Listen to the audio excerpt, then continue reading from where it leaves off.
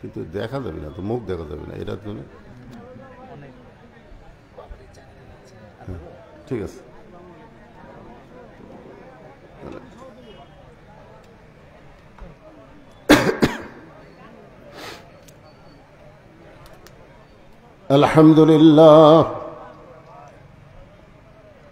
الحمد لله نحمده ونستعينه ونستغفره ونؤمن به ونتوكل عليه ونعوذ بالله من شرور أنفسنا ومن سيئات أعمالنا من يهدي الله فلا مضل له ومن يضلله فلا هادي له। সকলে জবান খুলে বলেন আশহাদু আল্লা ইলাহা ইল্লাল্লাহু وحده لا شريك له وأشهد أن محمدا عبده ورسوله الذي أرسل رسوله بالحق بشيرا ونذيرا وداعيا إلى الله بإذنه وسراجا منيرا فقد قال الله تعالى في كلامه المجيد والفرقان الحميد। জবান খুলে সকলে পড়েন আউযু বিল্লাহি মিনাশ শাইতানির রাজিম। বিসমিল্লাহির রহমানির রহিম। فاذكروني أذكركم واشكروني ولا تكفرون يا أيها الذين آمنوا استعينوا بالصبر والصلاة إن الله مع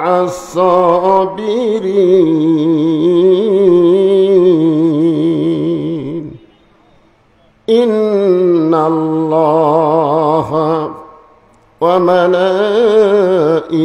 وملائكته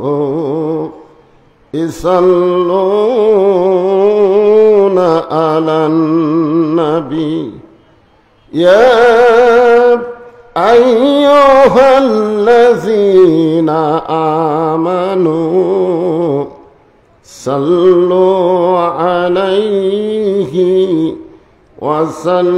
وسلموا تسليما اللهم صل على محمد وعلى آل محمد كما صليت على إبراهيم وعلى آل إبراهيم إنك حميد مجيد اللهم بارك على محمد وعلى آل محمد كما باركت على إبراهيم وعلى آل إبراهيم إنك حميد مجيد يا أيها الذين آمنوا اذكروا ذكرا كثيرا وسبحوه بكرة وأصيلا لا إله إلا الله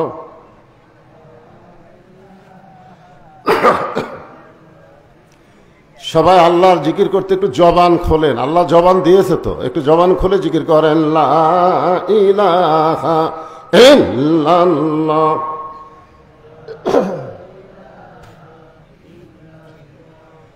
লা ইলাহা ইল্লাল্লাহ লা ইলাহা ইল্লাল্লাহ লা ইলাহা ইল্লাল্লাহ লা ইলাহা ইল্লাল্লাহ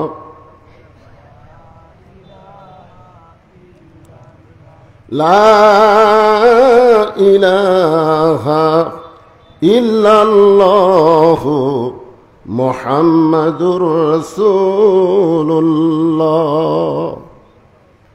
রাসূলের মহব্বতে সকলে বলি সাল্লাল্লাহু আলাইহি ওয়াসাল্লাম।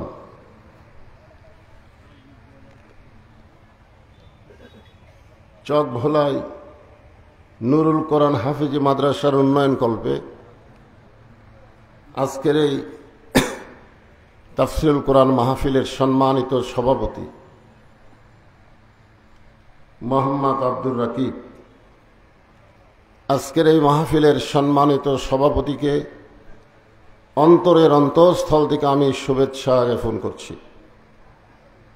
সম্মানিত প্রধান অতিথি এস.এম. রোহানী সুলতান মাহমুদ গামা, সম্মানিত এমপি সাহেব, সম্মানিত বিশেষ অতিথিবৃন্দ, সকলকেই অন্তরের অন্তঃস্থল থেকে আমি শুভেচ্ছা জ্ঞাপন করছি।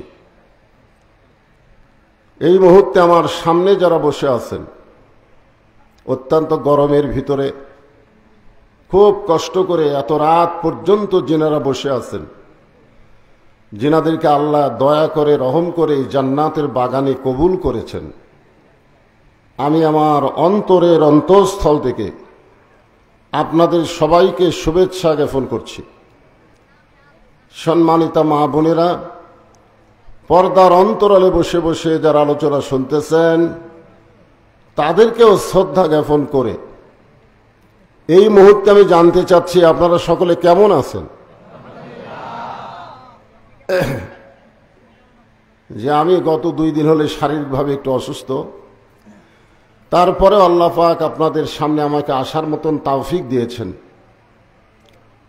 যে আল্লাহ তাআলা শারীরিক সুস্থতা সহকারে মানসিক প্রশান্তির জন্য এই কঠিন গরমে জান্নাতের বাগানে আমাদের কবুল করলেন, আমরা খুশি না বেজার? তাহলে জবান খুলে সমস্বরে সকলে বলবো রব্বানা লাকাল হামদ হামদান কাসীরান তাইয়িবান মুবারাকান ফিহি। আমি এখানে এসেছি এশার নামাজের অনেক আগে, কিন্তু উঠতে উঠতে রাত অনেক বেশি হয়ে গেছে।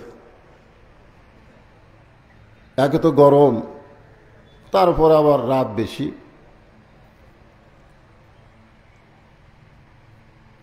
হযরত উমর ফারুক রাদিয়াল্লাহু তাআলা আনহু রাসূলকে জিজ্ঞাসা করেছিলেন, ইয়া রাসূলুল্লাহ, 3 ওয়াক্ত নামাজ তাড়াতাড়ি, আসর, মাগরিব আর এশা, কিন্তু এশা থেকে ফজর, ফজর থেকে জোহর, এই 2 ওয়াক্ত নামাজ লম্বা কেন? ওয়াক্ত মানে কি? সময়। ফজর থেকে জোহর আল্লাহ লম্বা সময় দিয়েছে। এই লম্বা সময়ের মধ্যে মানুষ ব্যবসা বাণিজ্য করবে, খেতে খামারে কাজকাম করবে, চাকরি বাকরি করবে। এইগুলো করতে গিয়ে দেহের যে ক্ষয় হবে, ঈশা থেকে ফজর আল্লাহ লম্বা সময় দেওয়ার কারণে ঘুম পেড়ে ওই ক্ষয়টা আল্লাহ পুরা করে দিবে। এত বড় নিয়ামতের কথা শুনে সুবহানাল্লাহ বললেন না? নাও মাকুম সুবাতা, ঘুম এটা হলো শান্তির একটা নিয়ামত। তা আপনারা অনেক রাত পর্যন্ত চেতন আছেন। আমি যে আয়াতে কারিমা তেলাওয়াত করলাম, এখান থেকে বারবার বলা হয়েছে কোরআন হাদিস থেকে গুরুত্বপূর্ণ তাফসীর করার জন্য। তো এখানে যে আয়াতটা আমি তেলাওয়াত করেছি, দুটো আয়াত, এই দুটো আয়াতের উপরে আমার আলোচনা, আপনারা একটু মনোযোগ দিয়ে শুনবেন। আল্লাহ বলতেছেন ফাযকুরুনি আযকুরুকুম ওয়াশকুরুলি ওয়ালা তাকফুরুন। আল্লাহ বলতেছেন যে আমার জিকির করে আমি আল্লাহও তার জিকির করি। সুবহানাল্লাহ, সবাই বললেন না? এটা কত বড় কথা দেখছেন, যে আল্লাহর জিকির করে আল্লাহও তার জিকির করেন, অথচ আপনারা জিকির করার সময় জবান বন্ধ করে রেখেছিলেন। কোরআনের কোনো জায়গায় নাই যে নামাজ বেশি বেশি পড়ো, রোজা বেশি বেশি করো, হজ বেশি বেশি করো, যাকাত বেশি বেশি দাও, এগুলো কোরআনে নাই। সব কিছু নিয়ম অনুযায়ী করা লাগবে, জোরে কোন ঠিক কিনা? কিন্তু আল্লাহ কোরআনে বললেন জিকরান কাসীরা, বেশি বেশি করে জিকির করো। আপনারা মনে করলেন কলেমার জিকির করলেই কি না করলেই কি? এর আগে কয়েকদিন আগে পাশেই তো আমি বলে দিয়েছি, যে ব্যক্তি সারা জীবন পাপ করে কিন্তু মৃত্যুর সময় জবানে যদি জিকিরটা জারি রাখতে পারে, শুধুমাত্র জিকির করে মরে যাওয়ার কারণে আল্লাহ তার জীবনের সব গুনাহ মাফ করে দেয়। এখানে আল্লাহ বলতেছেন যে আমার জিকির করে আমিও তার জিকির করি। এই জিকির মানেটা কি? আগে মানে না জানলে আমরা তাফসীর বুঝতে পারবো না। এখানে জিকির মানে হলো স্মরণ করা, জোরে কোন কি করা? এর সাথে কিন্তু বলা হয়েছে অশকুরুলি ওয়ালা তাকফুরুন। খুব খেয়াল করে শুনবেন। আল্লাহর একজন মস্ত বড় নবী ছিলেন, নাম হলো নূহ নবী। জোরে কোন নাম কি? একটু হোহা করেন রে বাবা, অসুস্থ মানুষ তো আমি। আপনারা কি আমাকে চিনেন না? কোন মানদার কোন লোক কি আমাকে অচেনা আছে? আরে সরাসরি না দেখলে মোবাইলে তো আমাকে দেখেনি, দেখেন না? তো হোহা একটু করেন। এখানে আমি আসলে মুখ কি আমি দেখাচ্ছি না? আরে আরো উপরে তুলবার চাইছিল। এটা দেখেন আমি কোথায়, মুখ কোথায়, এটা আছে কোথায়, মাইক কোথায় আর আমার মুখ কোথায়? দেখছেন মুখ কোন জায়গায় আর মাইক কোন জায়গায়? এটা আরো উপর তুলবার চাচ্ছে আমি, করলে আমার কেউ দেখতে পাবে না। এটা যত উপরে তুলব দেখা যাবে? আরো ছাপটা দিলে তো মাইক থাকবে দাড়ির কাছে, কথা কেমনে শুনবেন? হ্যাঁ, একটু হা করেন। ওই নূহ নবী শুকনা জায়গায় একটা নৌকা তৈরি করতেছেন।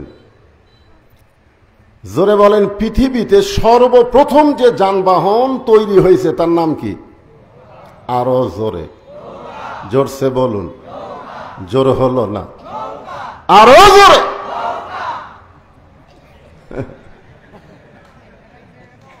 গামা সাহেব যদি কথা শুনতে পায়, গামা, তখন বলবে হুজুর তো আমাকে দলের লোক বাড়ে, ও আগত উঠাই নৌকার মিছিল। জোরে কোন কথা ঠিক কিনা? স্বতন্ত্র? ও আচ্ছা আচ্ছা, ও স্বতন্ত্রই কাম করছে। আচ্ছা ঠিক আছে, কিন্তু তলে তলেও একই। একটা কথা হলো উপরে উপরে এক ভাব, তলে তলে আর এক ভাব। জোরে কোন কথা ঠিক কিনা? তো এখন এক বুড়ি মানুষ এসে বলতেছে, বাবা নূহ, এই শুকনা জায়গায় নৌকা বানানোর কারণ কি? নূহ বলতেছেন, বুড়িমা, বন্যা নামক একটা গজব আসবে, এ গজবে গোটা পৃথিবীর সবাই ধ্বংস হয়ে যাবে, শুধুমাত্র নৌকার ভিতরে যারা জায়গা পাবে তারা ধ্বংস হবে না। বর্তমানে বাংলাদেশে নৌকার ভিতরে যারা আছে তাদের কোনো টেনশন নাই। জোরে কোন কথা ঠিক কিনা? কিন্তু নৌকার বাইরে যারা আছে,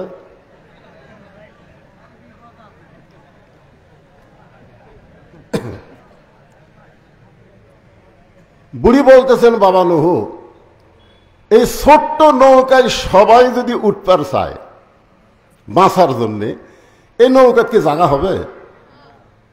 নূহ বললেন, বুড়িমা, এই নৌকার শর্ত হলো ইমানদার বান্দা বান্দি যারা নৌকার ভিতরে জায়গা পাবে তারা, বেঈমানদের জায়গা নৌকায় হবে তার মানে বোঝা গেল নূহ নবীর নৌকা আর বর্তমানের নৌকা এক না।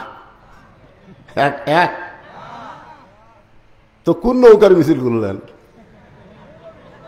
নূহ নবীর নৌকার মিছিল। জনগণ বুঝুক পাবলিক কি জিনিস, জোরে কোন কথা ঠিক কিনা?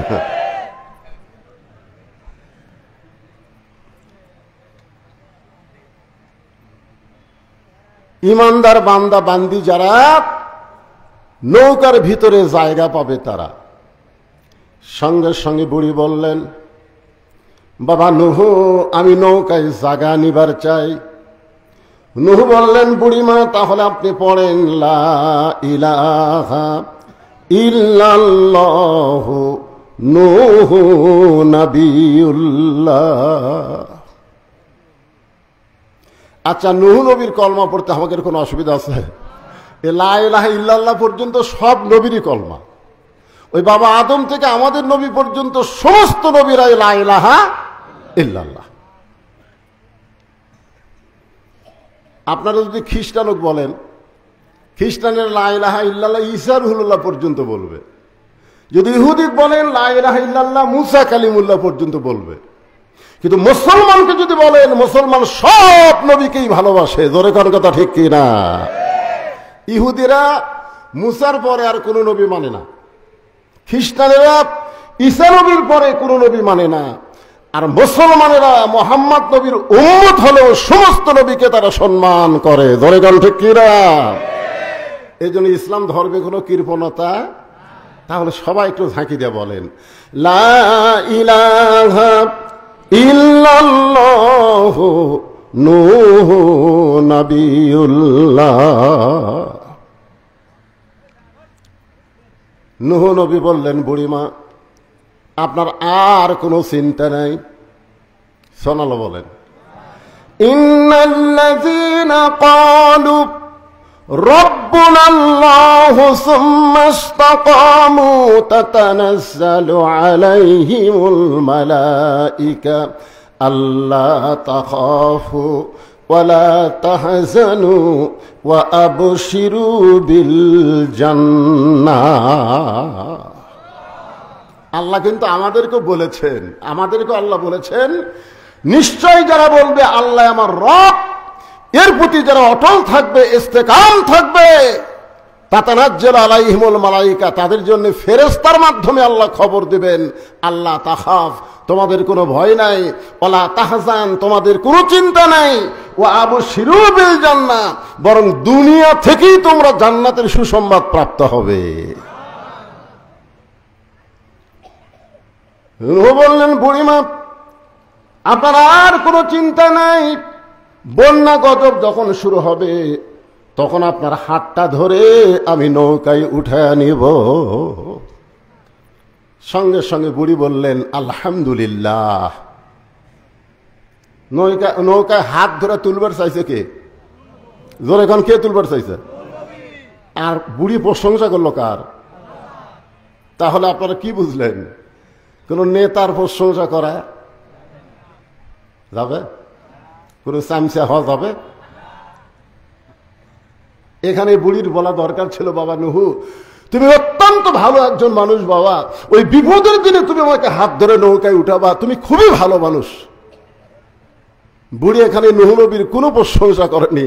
অশকুরুলি, প্রশংসা করতে হবে কার? আল্লাহ ছাড়া অন্য কারো প্রশংসা করা যাবে? অন্য কারো করলেই ওয়ালা তাকফুরুন। বন্যা গজব শুরু হয়ে গেল। গোটা পৃথিবীর পাহাড় পর্বত পর্যন্ত 40 দিন পানির তলে ডুবেছিল। এত পানি হিমালয় পর্বত পর্যন্ত ডুবে গেছে। অনেকে বলে গজব খালি এখনই হয়। গজব খালি এখন হয় না, আগেও হসা? কথা কন না কেন? পানির জন্য দোয়া কি আল্লাহ নবী করেনি? এই কথা কন করেনি? এইবারে পানির জন্য আমরা একটু নামাজ পড়া দোয়া করছি। অনেকে কয় হুজুরকে দোয়া আর আল্লাহ শুনতেছে না, শুনতেছে না। গতকাল পানি হয়নি, একটা বাতাস উঠছিল। আপনাকে মনে কি হয়েছে? আল্লাহ রে আমাকে মাহফিল আগামীকাল, আল্লাহ যেন পানি না দেয়, জোরে কোন কথা ঠিক কিনা? আমরা দোয়া করি পানি দাও, মাহফিল আর কয় না দেখ। যারা ধান কাটতেছে তারা কয় আল্লাহ আরো 15 দিন পর পানি দাও। আল্লাহ এখন কার দিকে যায় কোন তো? আল্লাহ পড়ে গেছে বেকায়দা, জোরে কোন কি কায়দা? এক লোক বলতেছে হুজুর আপনারা যখন আদায় শুরু করছেন তখন আমার পাশের জমির লোক 2 মণ ধান দান করছেন। আল্লাহ রাসূল বলেছেন আস-সাদকাতুল বালা, দান সদকা করলে বালা মুসিবত হয় না। তো ঝড় ঝপটা আসলে ওর জমির ধান বাঁচলে আমারটা বাঁচবি, তো আমাকে দেওয়া লাগবে কেন? কি দিল বারে ওয়াজ শুরু না করতে? আচ্ছা আচ্ছা ঠিক আছে, এটা ঠিক। আসসালামু আলাইকুম হুজুর, রুমালটা দিয়ে দেন। রুমাল মানে সব আদায় শেষ, খালি রুমালটা বাকি আছে। এই কয়েকদিন আগে যে ওয়াজ করলাম ওখানে আমি ওয়াজের আগে কিন্তু রুমাল দিয়েছিলাম, ঠিক কিনা বলেন? আজকেও কেবল সাইজ করে শুরু করতেছি। ইতিমধ্যে বললো আচ্ছা রুমাল আলা কি রেডি আছে? কোথায় রুমাল পাটিকুটি? তাহলে রুমাল পাটি নেমে যাও। আর যারা আপনারা বসে আছেন পকেটের মধ্যে হাত ঢুকিয়ে দেয়া কিছু বের করে রুমালের মধ্যে দেন, ওই টাকাটা আপনার নামে আল্লাহ জান্নাতের ব্যাংকে অ্যাকাউন্ট করে দিবে।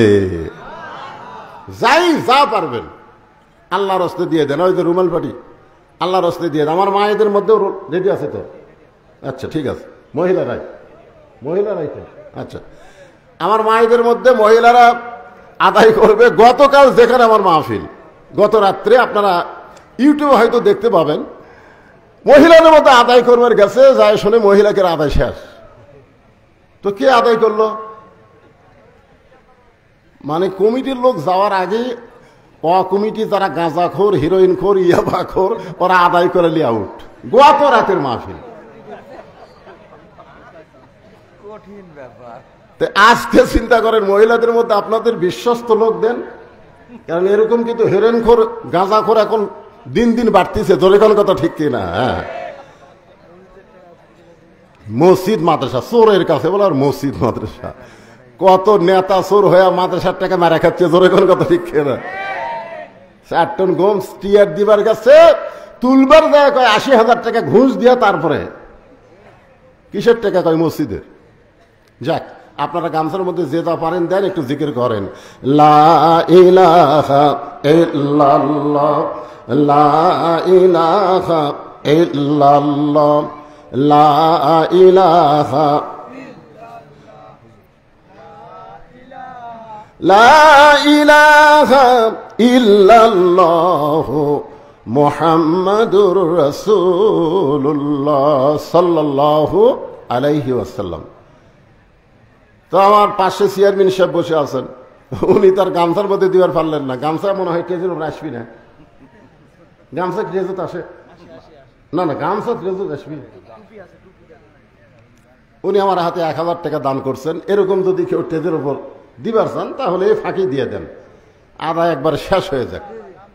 কি কোন? আদায় একবার শেষ হয়ে যাক, এরপরে একটানা ওয়াজ হবে, কোনো প্রকার আদায় আর না।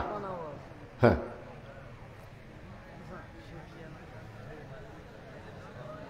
এই তো মাশাআল্লাহ, একজন আর 100 টাকা দান করছে। আল্লাহ দানকে কবুল করেন। আল্লাহ, এত বড় গামছা কেন? গামছা না কি ধরছে রে এরা?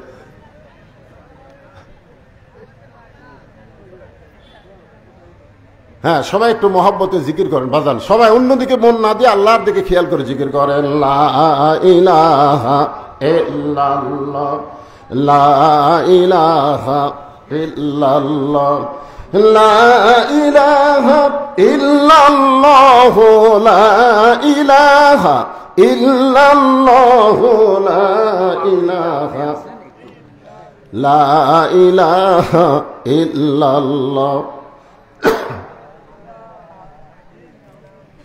চাঁদ সূরজ আর গ্রহ তারা আল্লাহ নামের পাগল পারা, চাঁদ সূরজ আর গ্রহ তারা আল্লাহ নামের পাগল পারা। আমার আল্লাহ নামের এতই দয়া, আল্লাহ নামের এতই মায়া, লুকিয়ে রাখছেন হে আল্লাহ। লা ইলাহা ইল্লাল্লাহ, লা ইলাহা লা ইলাহা ইল্লাল্লাহু মুহাম্মাদুর রাসূলুল্লাহ সাল্লাল্লাহু আলাইহি ওয়াসাল্লাম। পৃথিবীর সমস্ত পাহাড় পর্বত একাধারে 40 দিন পর্যন্ত পানির নিচে, 40 দিন পর পানি যখন নিচে নেমে গেল, আস্তে আস্তে পানি শুকে যাচ্ছে। নূহ নবীর নৌকা যদি পর্বতে এসে ভিড়ে গেল। আল্লাহ ডাকতে বলে, নূহ খবর কি? নূহ বলতেছে আলহামদুলিল্লাহ। আল্লাহ কয় নূহ খবর কি? নূহ বলতেছে কি? আলহামদুলিল্লাহ। আল্লাহ বলে নূহ কি খবর? নূহ বলতেছে আল্লাহ নৌকার ভিতরে যারা জীবিত আছে তারা, আর নৌকার বাহিরে যারা ধ্বংস হয়েছে তারা। আপনারা কি বুঝলেন? নৌকার ভিতরে যারা কি রক্ষা পাইছে তারা, নিরাপদ আছে তারা, নৌকার বাহিরে যারা ধ্বংস হয়েছে তারা।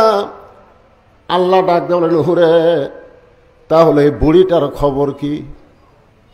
নূহ বলতেছে আল্লাহ আমার মনই নাই। এখন কি নাই? দেখছেন, কঠিন বিপদ যখন আসে তখন একটা নবী পর্যন্ত ভুলে যায়। আপনারা বলেন তো, হাসরের ময়দানের বিপদ সহজ না কঠিন? তাহলে ওই বিপদে পীর সাহেব মুরিদও খেয়াল থবি? আপনার এখন থবে? কতগুলা বলে না আমার কোনো টেনশন নাই, পীর ধরছি। নূহ নবী বলতেছে আল্লাহ আমার মনই নাই। আল্লাহ বলে নূহ তাহলে বুড়ির খবর কি? নূহ বলতেছে সবাই যখন ধ্বংস হয়ে গেছে নৌকার বাহিরে, বুড়িটাও ধ্বংস হয়ে গেছে। আল্লাহ বলে নূহ আজগুবি কোনো কথা বলা যাবে না, কথা বলতে গেলে তদন্ত করে কথা বলতে হবে। সুবহানাল্লাহ। কম আজগুবি, আমাদের বাংলাদেশে আমরা আজগুবি কথা বলি। আজগুবি যে কোনো কথা আপনি বলবেন, কথা তদন্ত করে বলার দরকার আছে না নাই? জোরে কেন আছে? কথা কেন আছে না নাই? আজকে আমাদের বাংলাদেশে অনেক বিষয় আমরা কোনো তদন্ত করি না, বিনা তদন্তে আমরা রিপোর্ট দেই। আজকে যারা কোরআনের মাহফিল এসেছেন, তদন্ত বিষয়টা একটু মনোযোগ দিয়ে খেয়াল করবেন। আল্লাহ বলে নূহ আজগুবি কোনো কথা বলা যাবে না, তদন্ত করো।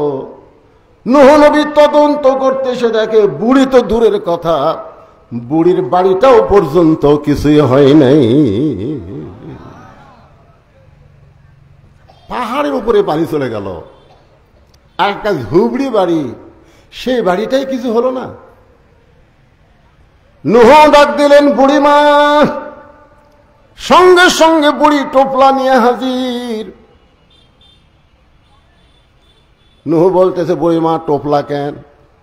বুড়ি বলতেছে আগে থেকেই সাইজ হয়ে আছি, তুমি কখন ডাক দিবে আর গজব যখন আসবে তখন টোপলা সামাল করতে আমার দেরি হবে, সেদিন আগে থেকেই সাইজ। আল্লাহ বলতেছেন ইয়া আইয়ুহাল্লাযীনা আমানুত্তাকুল্লাহা হাক্কা তুকাতিহি ওয়া লা তামুতুন্না ইল্লা ওয়া আনতুম মুসলিমুন। আল্লাহ বলতেছেন মুসলমান না হয়ে মরো না। আমরা কখন মরবো কেউ জানি? এই জোরে কোন কেউ জানি? তাহলে আমরা যদি না জানি কখন মৃত্যু হবে, তাহলে মুসলমান আমাদের হওয়ার জন্য আমরা টোপলা বান্দার মতন কি ঈমান আমল ঠিক রাখছি? আপনারা কি মনে করতেছেন? বর্তমান যে পরিবেশ বাংলাদেশে চলতেছে, এই পরিবেশে এখন যদি আজরাইল আমাকে জান কবজ করবার আসে, আমরা কি করব? ও বাবা রে, মারে, ও বাবা আজরাইল রে। একটা গজলেতে আছে, এবারের মতন ফিরে যাও রে আজরাইল, মিনতি করিয়া কই তোমারে। নূহ বললেন বুড়িমা বন্যা গজব শেষ হয়ে গেছে, বন্যা গজব শেষ হয়ে গেছে। সুবহানাল্লাহ কবেন না? ও বুড়িমা, তোমার কথা আমার মনেই নাই, তোমার কথা আমার মনেই নাই। বন্যা গজব শেষ। আমি শুধু তোমার কাছে জানতে চাই, গোটা দুনিয়ার সব কিছু ধ্বংস হয়ে গেল, তোমার ঝুবড়ি বাড়ি আর তোমার কিছুই হলো না। বুড়ি মুস্কি মুস্কি হাসে আর বলে, নুহুরে, আমি যখন আল্লাহর প্রতি ঈমান গ্রহণ করেছি তখন ঈমান আমাকে বলে দিয়েছে দুনিয়ার সবাই তোমাকে ভুলে যাইতে পারে, কিন্তু আল্লাহ তোমাকে কোনোদিন ভুলবে না। আমাদের সবাই সবাইকে ভুলে যেতে পারবে, কিন্তু একজনই আমাদের ভুলবে না। তিনি কে? আরো জোরে বলেন, তিনি কে? তাহলে আমরা জিকির করব কার? ঠিক আছে ইমান? ঠিক আছে তো? কি মনে হচ্ছে কার জিকির হবে? চড়কের উপরে বসে আছে আমাদের জাতির পিতা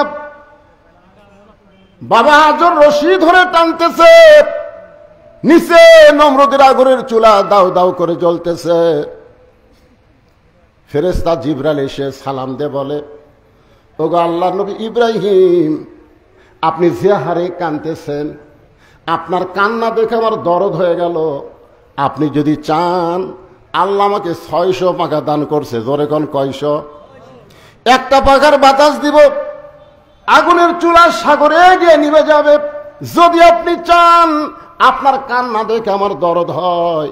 ইব্রাহিম বলে, জিবরাইল, আমি একটা বারও নমরুদের আগুনের চুলার দিকে তাকাই নাই। তাহলে কাঁদতেছেন কেন? বলে, কান্দার কারণ হলো আমার জন্ম দেওয়া বাপ, আমার জন্ম দেওয়া বাপ রশি ধরে টানতেছে আমাকে আগুনে ফেলে দেওয়ার জন্য। সন্তান যখন বিপদে পড়ে, বাবা তখন সন্তানকে সাহায্য করে। জোরে কোন কথা ঠিক কিনা? আর ভাগ্যগুণ আমি এমন একটা বাবার সন্তান, যেই বাবা আমাকে নমরুদের চুলের মধ্যে, আগুনের মধ্যে ফেলে দেওয়ার জন্য রশি টানতেছে। আপনারা বলেন তো, ইব্রাহিম নবীর বাবা মানুষটাকে ভালো না খারাপ? জোরে কোন, ভালো না খারাপ? আর হামাকের বাপ,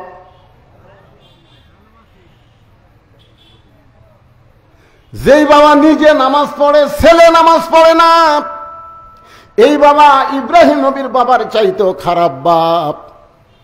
যেই বাবা তার সন্তানকে একদম বাগডম প্রাইমারি ভর্তি করে দেয়, হাফেজি মাদ্রাসায় ভর্তি করে দেয় না, এই বাপ ইব্রাহিম নবীর বাপের চাইতেও খারাপ বাপ। কথা কর না কেন?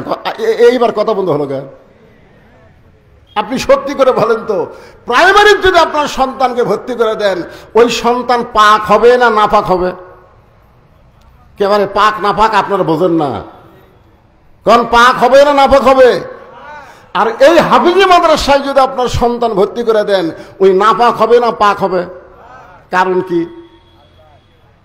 কারণ হাফিজি মাদ্রাসায় যে শিক্ষা দেওয়া হয়, সেইটা ধরবার গেলেই পবিত্র হইয়া ধরা লাগবে। জোরে কোন কথা ঠিক? কথা কন। আল্লাহ কোরআনে বলেছে, লা ইয়ামাসসুহু ইল্লাল মুতাহহারুন। ততক্ষণ পর্যন্ত তুমি পবিত্র না হবে, ততক্ষণ কোরআন স্পর্শই করতে পারবে না। যেই কোরআন ধরতে গেলে পবিত্র হতে হয়, সেই কোরআনের সমাজ যদি বাংলাদেশে চালু হয়, বাংলাদেশ কেমন দেশ হবে এটা বাংলার মুসলমান কল্পনাই করতে পারতেছে না। জোরে কোন কথা ঠিক কিনা? একবার যদি কল্পনায় আনতে পারত, তাহলে মানুষের তৈরি আইন এইটা গ্রহণ করত না। আল্লাহর কোরআন আইন বাস্তবায়ন করার জন্য নিজের জীবন আল্লাহর রাস্তায় কুরবানি দিয়ে দিতে। জোরে কার কথা ঠিক কিনা? কারণ আল্লাহ রাসূল বলেছেন, মান সাআলাল্লাহু তাআলা আশ-শাহাদাতি বিসিদকিন বাল্লাগাহুল্লাহু মানাজিলাশ শুহাদা আই মাতা আলা ফিরাশিহি। এই হাদিসের বাংলা অর্থ হলো, এই বাংলাদেশে কোরআনের আইন চালু হবে, কলেমার পতাকা পথ করে উড়বে, এই নিয়তে যারা ইসলামে আন্দোলন করে আল্লাহ রাস্তায় শাহাদাতের তামান্না নিয়ে চলে, আল্লাহ রাসূল বলেছেন, ওই মাতা আলা ফিরাশিহি, সে যদি নিজের বিছনায় মৃত্যুবরণ করে, বাল্লাগাহুল্লাহু মানাজিলাশ শুহাদা, হাসরের ময়দানে আল্লাহ তাকে শহীদদের কাতারে দাঁড় করাইয়া দিবে। আপনারা বলেন তো, শহীদের কোনো হিসাব আছে? এ কথা কন না, শহীদের কোনো হিসাব আছে? আর যারা আল্লাহ রাস্তায় শহীদ হয়, তাদের মৃত্যুর কোনো যন্ত্রণা হয়? এ বাংলাদেশের কতকগুলা কোরআনের পাখিদেরকে ফাঁসি দেওয়া হলো, ফাঁসি দেওয়ার পরে আপনারা তাদেরকে দেখছেন? দেখেননি। মানুষ মরার সময় মুখ বেকা টেকা বহু কিছু করে মরে যায়, জোরে কোন কথা ঠিক কিনা? হ্যাঁ ভাইজান, একটু মনোযোগ দিয়ে কথাগুলো শুনবেন। ফাযকুরুনি আযকুরুকুম ওয়াশকুরুলি ওয়ালা তাকফুরুন। এই আয়াতটাকে নিয়ে আপনাদের সামনে আলোচনা করতেছি। বাবা আমাকে রশি ধরে টানতেছে আগুনে ফেলে দেওয়ার জন্যে। রে জিবরাইল, নমরুদের চুলার দিকে আমি একবারও তাকাই নাই, কারণ আমার ঈমান বলতেছে আগুনের মালিক নমরুদ না, আগুনের মালিককে। সবাই বলেন আগুনের মালিককে। নমরুদ আগুন জ্বালাবার পারবে, কিন্তু পুরানোর ক্ষমতা নমরুদের হাতে নাই। হাসবি আল্লাহ, পড়েন হাসবি আল্লাহ নিমাল ওয়াকিল অনিমাল মৌলা অনিমান নাসির। আল্লাহু আকবার কর না আপনারা, কি কথা রে বা?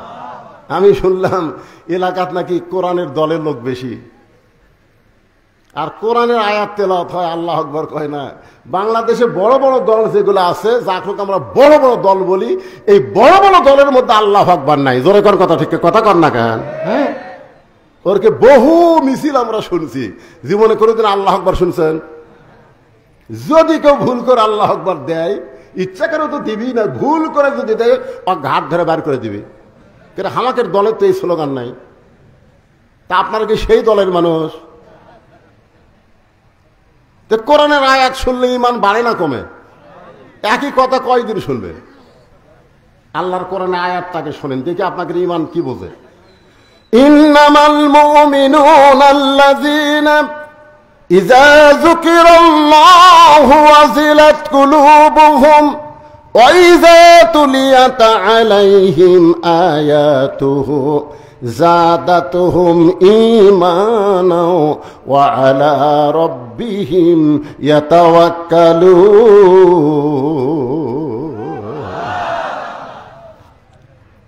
আল্লাহ কয়, ইব্রাহিম তোমার ঈমানের যে পাওয়ার, নমরুদের আগুনের সেই পাওয়ারই নেই।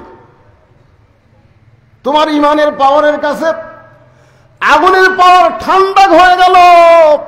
আমি আল্লাহ ঘোষণা করলাম, কুল্লা ইয়া নারু কুনি বারদান ওয়া সালামান আলা ইব্রাহিম। আগুনের চুলার উপরে ইব্রাহিম নবী স্মরণ করছে কাকে? জিকির করছে কার? আল্লাহকে। আসমানে ভুলে গেছে নাকি? আসমান থেকে আগুনকে শান্তিদায়ক বানায় দিল। আমরা সে আল্লাহর জিকির করব। এখন জিকির সম্পর্কে কোরআনে একটা আয়াত আপনাদের সামনে বলতেছি, দেখেন। আল্লাহ বলতেছেন, ইন্না নাহনু নাযালনা যিকরা ওয়া ইন্না লাহু লাহাফিজুন। এই আয়াতের মধ্যে কি বলা হচ্ছে? ইন্না নাহনু নাযালনা যিকরা। আপনারা বলেন তো এই আয়াতে জিকির মানে কি? হ্যাঁ, দুই একজন কনকে, বাদ বাকি লোক কি বোবা নাকি? বোবা। তাহলে প্রথম আয়াতে জিকির মানে স্মরণ, এই আয়াতে জিকির মানে কোরআন। তাহলে কোরআনকে আল্লাহ জিকির হিসাবে নাজিল করেছে। এই কোরআন হেফাজতের দায়িত্ব দুনিয়ার কোনো মানুষের হাতে রাখে নাই। কোরআন হেফাজতের দায়িত্ব কার? আল্লাহ যদি ঠান্ডা বাতাস দেয়, আপনাদের কোনো অসুবিধা থেকে ভাইরা? আমি তো বৈশাখ মাসের মাহফিলে আমি বলে দিই, এই যে উপরে যে কাপড় টাঙ্গাইনি, এই যে কাপড়, আমি এই সপ্তাহে যে কয়টা মাহফিল করছি, এ খালি আজগাড্ডার উপর কাপড় দেখতেছি। বক্তা বসে থাকবে, এরই থাকবে কাপড়, আর এই জায়গা খালি লাঠি পুতবি আর আলোর বাতি দিবি। সামান্য বাতাস ওটা কাপড় দিতেছে। এখন এরা করবে, হাঁ করে এই টাকা দাও, মাঝে সাথে আদায়ের টাকা ওর দিতে শেষ। কারণ বৈশাখ মাসের বাতাস তো এ আক্কেল নাই, জোরে কোনো কথা ঠিক কিনা? ভিতরে ঘুরবি, পাঙা দিয়ে তুলে যায়। বাতাস হোক, যে আবহাওয়া গরম আবহাওয়া হয়েছে, একটু বাতাস হোক। আপনার উপর দিক না তাকায়া এই কালো মানুষের দিকে একটু তাকায় থাকেন। অসুস্থতা নিয়ে আলোচনা করতে যে ভাইজান, একটু মনোযোগ দিয়ে শুনবেন। তাহলে এখানে জিকির মানে কি? ইন্না, আরেকবার কই, আরেকটা কই, তাহলে বুঝতে পারবেন। ইন্না নাহনু নাযালনা যিকরা ওয়া ইন্না লাহু লাহাফিজুন। এখানে জিকির মানে আপনার সবাই এক বাক্যে বলেন কোরআন, জোরে বলেন। এই কোরআন হেফাজতের দায়িত্ব কার? পৃথিবীর সমস্ত মানুষ যদি কোরআনের বিরুদ্ধে লাগে, আল্লাহ বলেছেন ইউরিদুনা লিউতফিউ নূরাল্লাহি বিআফওয়াহিহিম ওয়াল্লাহু মুতিম্মু নূরিহি ওয়ালাউ কারিহাল কাফিরুন।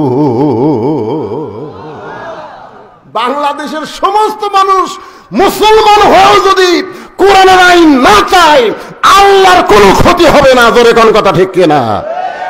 আল্লাহর কোনো ক্ষতি হবে? কোনো ক্ষতি নাই। করেন না কেন? শয়তানের দল করেন, কি হবে? আল্লাহর কি হবে রে? আর আল্লাহর দল করলে আপনাদের কি হবে? কি লাভ হবে? সে লাভটা জানা লাগবে না? হ্যাঁ, খালি দল করেন, নামাজ পড়েন, রোজা করেন, বামপন্থী দল করেন, আর মসজিদে ঢোকেন ডান পায়ে, সিটারি করেন।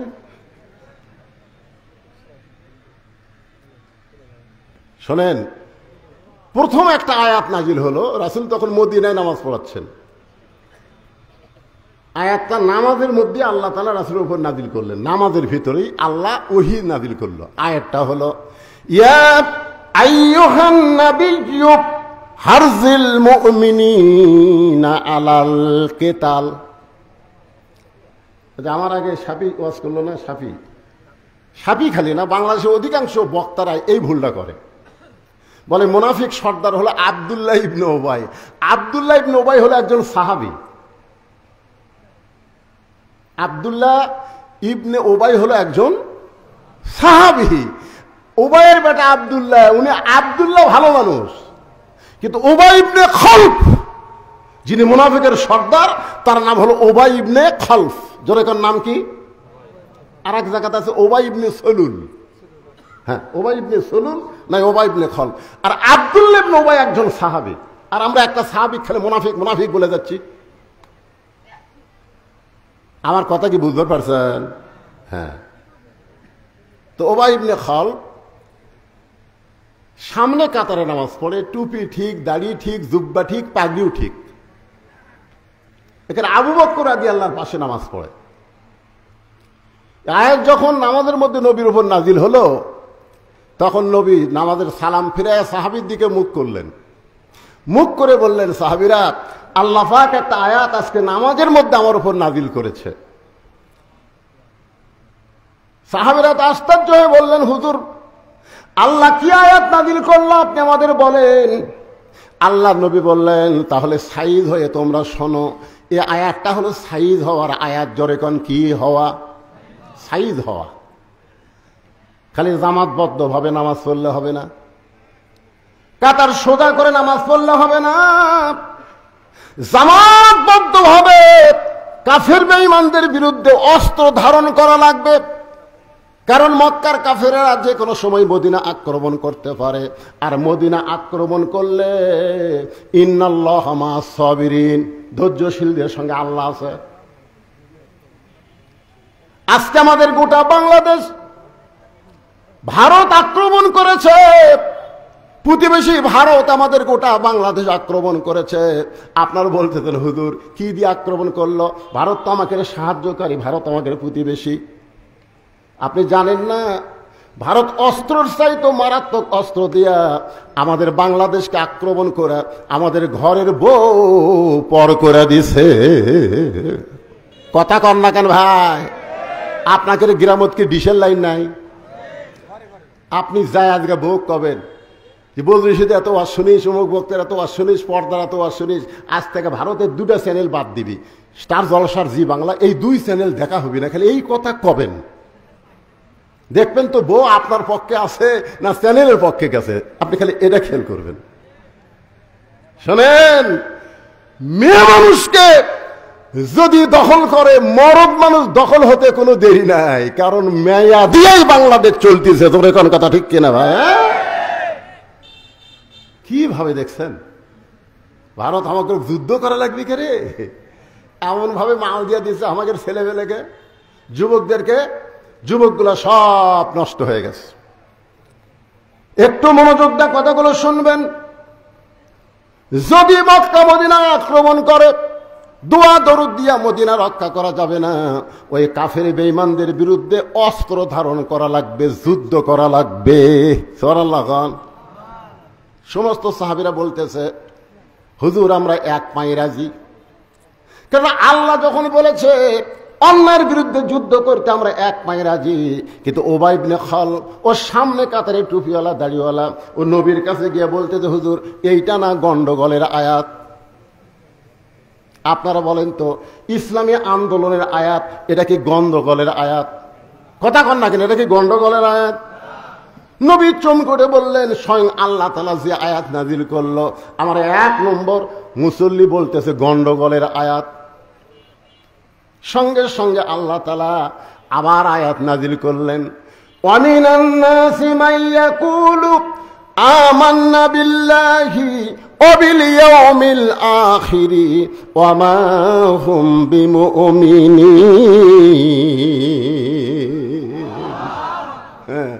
মানুষের মধ্যে অনেক টুপিওয়ালা, দাড়িওয়ালা, জুব্বাওয়ালা, নামাজিওয়ালা থাকবে, আল্লাহ বিশ্বাস করবে, আখিরাত বিশ্বাস করবে। আল্লাহ বলেছে ওরা মুমিনই না, ওরা মুমিন নয়, ওরা হলো মুনাফিক। বাংলাদেশে আল্লাহর কোরআন দিয়ে চলুক, এই নিয়ত যদি কারো অন্তরে না থাকে, ওর একটা ইবাদত আল্লাহর দরবারে কবুল হবে না। জোরে কোন কথা ঠিক কি না? আপনারা বলেন তো, যতগুলা শায়েখ আমাদের বাংলাদেশে আছে, এই শায়েখের মধ্যে কোন আন্দোলন আছে? এ কথা বল না কেন আছে? আমি তো মনে করি এই শায়েখেরা হয়তো শয়তানের কাছ থেকে কিছু পায়। একটা শালা ওই ইসলামী আন্দোলনের একটা কথাও কয় না। তোরে কথা কর না কেন ভাই? এই শায়েখ কিন্তু বেশি দিন আগে থেকে শুরু হয়নি, এটা শুরু হচ্ছে বছর 15 আগে থেকে। আগে মাওলানা ছিল, হজরত মাওলানা ছিল, হঠাৎ এই শায়েখ, এক শায়েখ এক কথা বলছে, আর এক তাহেরি সেটা নিয়ে লেগে গেছে। এখন ফেসবুক খুলে দেখেন, ও রে বাবা রে, নবী কখন থেকে কি হলো, এই যে আমাদের বাংলাদেশের যুবকেরা মাথা শেষ, নামাজ পড়ে কি হবি রে? তাহেরি একটা কয়, আহমদুল্লাহ একটা কয়, ফের তোকে নামাজ পড়ে কি হবে, এই কথা তো কে বলো না, হুজুর আর ঠিক নাই। কি তুমি যত বড় আলেম হও, তোমার জবান দিয়ে যদি ইসলামী আন্দোলনের কথা না আসে, বাতিলের বিরুদ্ধে হকের পক্ষে কথা না আসে, তোমার একটা আমল আল্লাহর দরবারে কবুল হবে না। জোরে কোন কথা ঠিক কিনা? ডাইরেক্ট যদি বলবার না পারো, আল্লাহ বলেছেন, উদউ ইলা সাবিলি রাব্বিকা বিল হিকমা, বদরুশের মতন হিকমতের সাথে কও। জোরে কোন ঠিক না? আমি কি ডাইরেক্ট কই? আমি অ্যাঙ্গেলে মারি, তাই বলে কি হক কথা বলা লাগবে না? সবাই আমার সঙ্গে পড়েন, কুল জাল হক, পড়েন, কুল জাল হক ওয়া যাহাকাল বাতিল ইন্নাল বাতিলা কানা যাহুকা। তাহলে কোরআন হেফাজতের দায়িত্ব কার? মক্কার কাফেররা চেষ্টা করলো, যার উপর আল্লাহ কোরআন নাজিল করতেছে তাকে যদি হত্যা করা হয়, তাহলে কোরআন এমনি দুনিয়া থেকে নিভে যাবে। আল্লাহ নবীকে হত্যা করার পরিকল্পনা করলো, অর্থাৎ কোরআনকে দুনিয়া থেকে বিদায় করার পরিকল্পনা করলো। গভীর রাত্রে মক্কার 37টা গোত্রের 37 জন নেতা আল্লাহ নবীর বাড়ির চারিধার ঘেরাও করলো এই জিকিরকে হত্যা করার জন্য।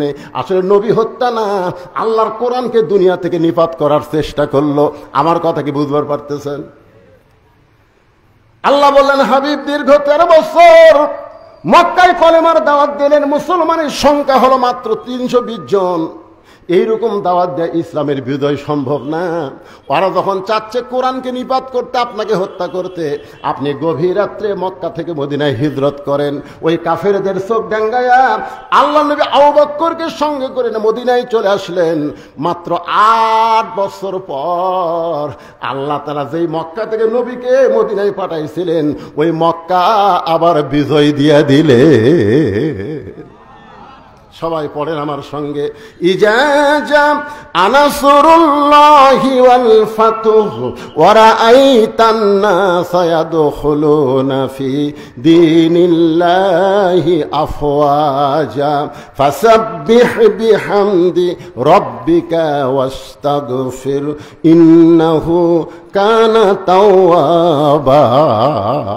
এখন আপনাদের কাছে আমার একটা প্রশ্ন, সে প্রশ্নটা হলো, আপনারা বলেন তো, মক্কায় রাসূল কত বছর কলেমার দাওয়াত দিছে? আচ্ছা, আপনারা কি আমার কথা বুঝবার পারতেছেন না, না রাগ করে উত্তর দিচ্ছেন না? কোনটা কথা কন না, কথা কোনই তো সওয়াব। 13 বছর দাওয়াত দিয়ে মুসলমানের সংখ্যা হলো মাত্র 320 জন। তার মধ্যে 17 জনকে ওরা মারাই পিটাই মারিছে। 320 জনের মধ্যে কয়জন মারছে? 17 জনকে ওরা পিটাই মারিছে পারে। তাহলে 13 বছরের আয় হলো 303 জন। এই 303টা আয় নিয়ে নবী হিজরত করলেন মদিনায়। মদিনায় 8 বছরে 10,000 সাহাবী নিয়ে মক্কা বিজয় হয়ে গেল। তাহলে 13 বছরে 320 জন আর 8 বছরে 10,000। কোন ইসলাম? মক্কার ইসলাম না মদিনার ইসলাম? কোনটা চান আপনারা? কথা কয় না। মক্কার ইসলাম খালি পিটন খাওয়া, আর মদিনার ইসলাম খালি পিটন খাওয়া না, মারবো। হ্যাঁ, আজকে বাংলাদেশে মক্কার ইসলাম চলতেছে খালি পিটন খাওয়ারটা। ধরে কোনো কথা ঠিক না? পিটন দেওয়ার ইসলাম নাই ভাই রে।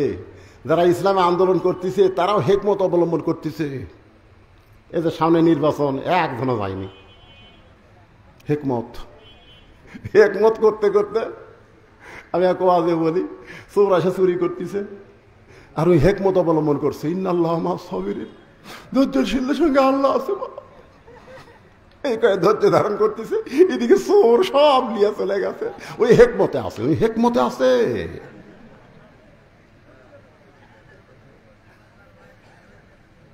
কি আমাদের বগুড়াতে একবার ওই ভোট কেন্দ্র দখল করবে আওয়ামী লীগ, বিএনপিও ডানাস, আওয়ামী লীগ ডানাস। ভাই যারা ভোট কেন্দ্র দখল করে যাচ্ছে ওকে 3টা পিটাই মারিছে। এই মারা মাত্র 1 জায়গাত মরিছে, সঙ্গে সঙ্গে গোটা কাহাল নন্দীগ্রাম আর কোনো গ্যাঞ্জাম নাই। কি বুঝতেছেন? সারা জীবন খালি 2 হাত করে দোয়া করবেন। আমার ওয়াজের মধ্যে আছে এই 2 হাত খালি দোয়া করার হাত না, লাঠি ধরারও হাত। জোরে কোন কথা ঠিক কথা কন না কেন? খালি হিকমত অবলম্বন করতেছে। চোর সব চুরি করে লিয়ে গেছে, খালি লিয়ে যাক, বার এবারে লিয়ে যাক, সামনেবার আমি সজাগ হবো, সামনেবার সজাগ হবি। ওই সামনে আস্তে আস্তে আবার চোর আসবি। আপনি খালি হিকমতই ধরবেন। এই করতে করতে 16-17 বছর চলে গেল। জোরে কোন কথা কন না কেন? একটু মনোযোগ দিয়ে শুনবেন।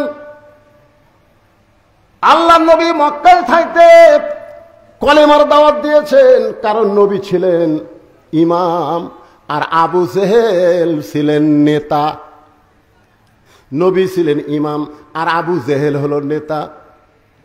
এই কারণে 13 বছরে মুসলমানের সংখ্যা হলো 320 জন। কারণ জালেম যদি নেতা হয় আর ভালো মানুষ যদি মসজিদের ইমাম হয়, ওই মসজিদ দিয়ে কোনোদিন সমাজের 1 পয়সা উপকার হবে না। জোরে কোন কথা ঠিক কিনা? জালেম হচ্ছে নেতা আর আলেম হচ্ছে ইমাম। আল্লাহ দেখলেন ইসলামের ধারা পাল্টাতে হবে, এই নবীকে হিজরত করে মদিনায় নিয়ে গেলেন। মদিনায় নিয়ে যাওয়ার পরে আল্লাহ তাআলা সর্বপ্রথম নবীকে দিয়ে একটা মসজিদ বানায় নিলেন, যে মসজিদের নাম হলো মসজিদে কোবা। ধরে কোন মসজিদের নাম কি? যারা হজ করছেন, এখানে যারা হাজী সাহেব আছেন তারা সবাই মসজিদে কোবা চেনেন, অথবা যারা ওমরা করছেন তারাও চিনেন। ওই মসজিদের মধ্যে 2 রাকাত নামাজকে যদি আদায় করে আল্লাহ খুশি হয়ে তাকে একটা ওমরা হজের সওয়াব দিয়ে দেয়। কাবা ঘরে 2 রাকাত নামাজ পড়লে আপনি 2 লক্ষ রাকাত নামাজের সওয়াব পাবেন। মদিনায় যদি 2 রাকাত পড়েন আপনি 1 লক্ষ রাকাত নামাজের সওয়াব পাবেন। বাইতুল মুকাদ্দাসে যদি 2 রাকাত পড়েন 1 লক্ষ রাকাত নামাজের সওয়াব পাবেন। আর মসজিদে কুবার মধ্যে 2 রাকাত পড়লে একটা উমরা হজের সওয়াব পাওয়া যাবে। তাহলে চিন্তা করেন মসজিদে কুবার এত দাম কেন? এই বাংলার মুসলমান, মসজিদে কুবার দাম কেন জান লাগবে না? মসজিদ কি জন্যে?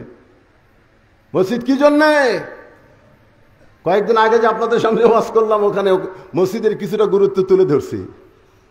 ব্যারাস যতই দল করো, মসজিদের মধ্যে কয় দল? জয় কন না কেন? এক দল। আওয়ামী লীগ, বিএনপি, জাতীয় পার্টি, জামাত সব কাতার সোজা করতেছে। মসজিদের প্রথম যে আজান হলো, সেই নামাজ হলো জোহরের নামাজ। আজান দিলেন হযরত বেলাল ইবনে রেবাব।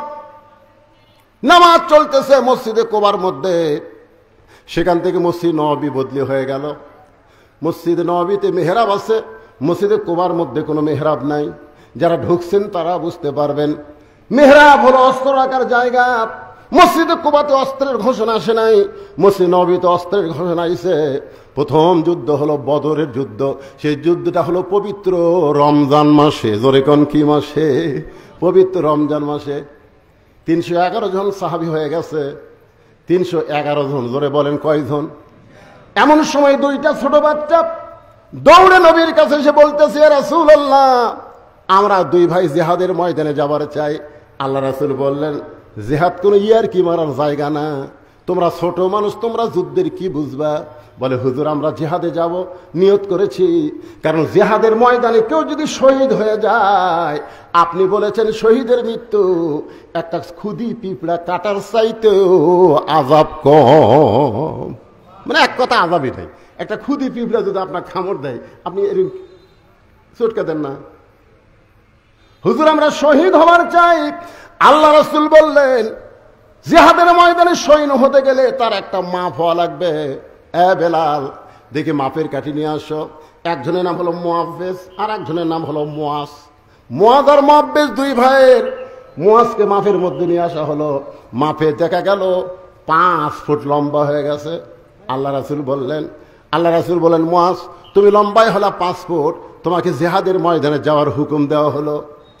মুআফেজ বলতেছে, ইয়া রাসূলুল্লাহ, ও লম্বা হবার পারে, কিন্তু আমার চাইতে ওর শরীরে শক্তি কম। ওগো আল্লাহর নবী, আপনি যদি আমাদের দুই ভাইকে কুস্তি লাগা দেন, তাহলে দেখতে পারবেন লম্বা হলে কি হবে, ওর গাওয়াত কোনো শক্তি নাই।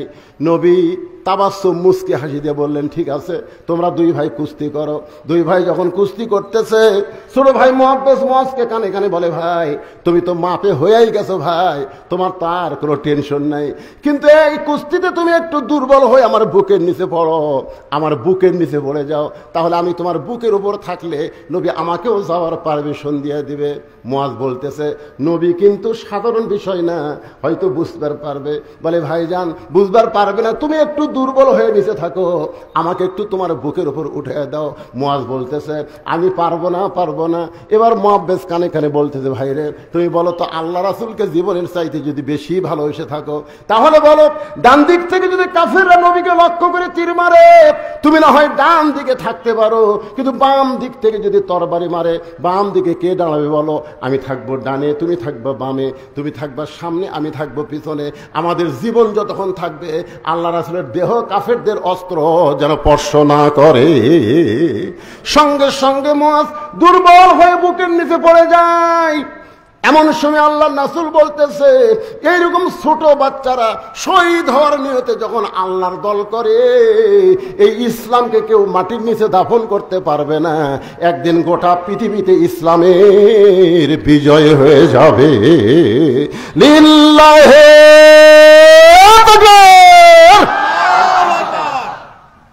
এমপি সাহেবের আগমন।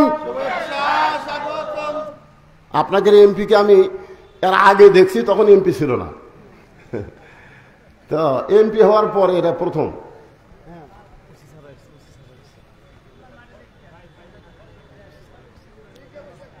মান্দা থানার অফিসার ইনচার্জ সাহেবের আগমন। সবাই বলেন শুভেচ্ছা, স্বাগতম। আরে ভাই, এখন আসুন, উপর আসেন। না না না, এমনি অনেক রাত হয়ে গেছে, আসেন আসেন আসেন আসেন।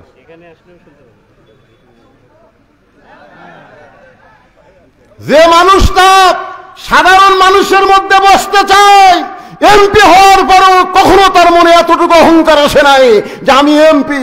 তার মন বলতেছে আমি জনগণের সেবক। জোরে কোনো কথা ঠিক কিনা? এর আগে আমিও ভিডিওতে দেখেছি এরকম একটা মাহফিলে আমার ভাই মঞ্চের সামনে বসে আছেন, এমপি সাহেব বসে আছেন। এখন আপনারা তো কাম তো অকাম করছেন, সভাপতি পর্যন্ত চেয়ার দেননি।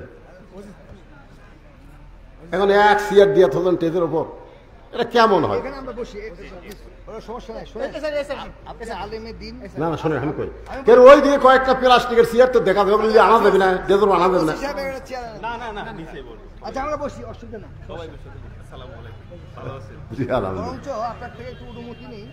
এখানে তো নির্বাচনের তফসিল ঘোষণা হয়েছে, যার জন্য আসলে আমার মুভমেন্ট করা খুব নিষেধ। মানে সিইসি থেকে আরম্ভ করে ব্যাকে ধরার জন্য বসে আছে, মানে যে কোনো সময় সফল। আমার আপাও বলছে, সে কারণে আমি যদি একটু সালাম দিয়ে চলে যেতে পারতাম আপনার এই নির্বাচন চলার কারণ। তাছাড়া আমার সারা রাত বসে থাকতে আপত্তি নেই। ঠিক আছে, সেদিন তো আপনার এটি নিয়ে আসলাম, ওটি বসে যাচ্ছিল, তারা সালাম কিভাবে দিতে ভাই? ঠিক আছে, আমি আপাতত কিছু সময়ের জন্য আলোচনা বন্ধ করলাম। আমার প্রধান অতিথি সাহেব, তার সঙ্গে থানা ইনচার্জ সাহেব এসেছেন, তারা একটু সংক্ষিপ্ত সালাম দেবেন, শুভেচ্ছা দেবেন, তারপরে ইনশাল্লাহ।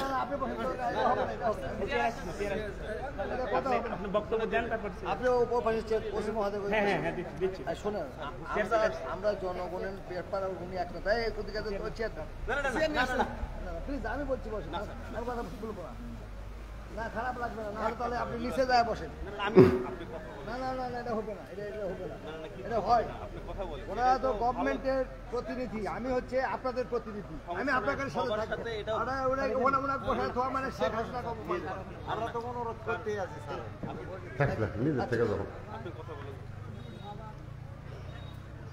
বিসমিল্লাহির রহমানির রহিম। আজকে এই পবিত্র মাহফিল সম্মানিত সভাপতি, উপস্থিত সহসভাপতিবৃন্দ, আলিমগণ, শ্রদ্ধাভাজন মুরব্বীগণ, সমবয়সী যুবক ভাইরা, স্নেহের কচিকাছেরা, পর্দার দোয়ার করি আমার মা ভগ্নীগণ। আর বিশেষ করে এখানে উপস্থিত আছেন, আপনারা জানেন মালদা, আমরা এই কথাটা বলতে বাধ্য হচ্ছি, আমরা যখন কোনো বেকায়দায় করি অনেক সময় আল্লাহ তাদেরকে কিন্তু থানা খুঁজে, এটা ঠিক না। এটা যেহেতু আল্লাহর উপর সবচেয়ে বিশ্বাস করা দরকার। তো সেই পশ্চিম মহাজয় গভীর যাত্রা আপনাদের সঙ্গে দেখা করতে এসেছি, সাথে আরো আমার পুলিশ অফিসার ভাইরা এসেছেন। এখানে আমার এই এলাকার শ্রেণীর নেতৃবৃন্দের মধ্যে জাহিদুল আছে, জাহিদুল আছে, মাস্টার আতাউল আছে, উজ্জ্বল আছে, এবং বুঝতে গেলে অনেক। কাশেম ভাই একটা কথা ছিল, আজকে কি আচ্ছা চলে গেছে। এখন কেমন হচ্ছে যে আজকে তিনি এখানে আপনাদের যাকে ঘিরে আসছেন তিনি কিন্তু আমাদের প্রধান, তিনি কিন্তু আসলে প্রধান অতিথি আছে, ঠিক কি ঠিক না? উনি বিখ্যাত একজন আলেম দিন, এবং উনি কিন্তু বাংলাদেশের একটি খ্যাতি সম্পন্ন তাফসীর কোরআন মাহফিলের একজন আলোচক। এবং এইটা আমরা যারা জেনারেল লেখা পড়া জানি সবাই, আমরা ডাক্তার সলিমুল্লাহর নাম শুনেছি, ডক্টর সলিমুল্লাহ, উনি কিন্তু সচিবদের ট্রেনিং দেওয়া। তো সেখানে উনি বলেছেন যারা তাফসীর করে কোরআনে তারা সেটা জানে, ঢাকা ইউনিভার্সিটি আছে, ইউনিভার্সিটি প্রফেসর বা ভিসি নাও জানে না। তাহলে মূলত তাকে ঘিরে কিন্তু আমরা এখানে সমাবেত হচ্ছি, ঠিক কি ঠিক না? এখন আপনাদের চাকর হিসেবে নতুন হিসেবে আপনার আমার মাইক দিয়ে দিলেন, ধরুন ধরলেন কিছু, আমরা তো আমরা তো ঠিক কিনা হানা বলছেন না কেন? যার জন্য আমি এখানে কথা বেশি বলবো, কথা যাবো না, উনি বলবে। এবং এখন নির্বাচন করছে, গণতান্ত্রিক রাষ্ট্রের ব্যবস্থায় রাষ্ট্রের বাণী হচ্ছে জনগণ, পৃথিবী এসেছে। তো সেই জায়গা থেকে আমাদের কিছু বার আছে যারা আমরা এক্সিস্টিং এমপি, তাদের নির্বাচন চলাকালীন সময় বিভিন্ন জায়গায় বিশেষ করে নির্বাচনে কোনো কথা বলার সুযোগ ওইভাবে নাই। এবং এই কথা বললে প্রভৃতি সাহেবেরও সমস্যা। আমার মনে করেন ভাই দোয়াটার কালিয়া করিচ্ছে রিটার্নিং অফিসার, এমন কিন্তু সব নির্বাচন কমিশনের আওতায় চলে গেছে, প্রভৃতি সাহেবেরও সমস্যা, আমারও সমস্যা। তো সেই কারণে আপনারা আপনাদের সাথে কথা বলতে দেবেন। তো যাই হোক, তারপরেও সেটা আপনারা বুঝে শিখিয়ে দেবেন। নির্বাচন চলছে, তো এখানে আলোচনা দিকে রেখে কথা বলা আসলে সমস্যা।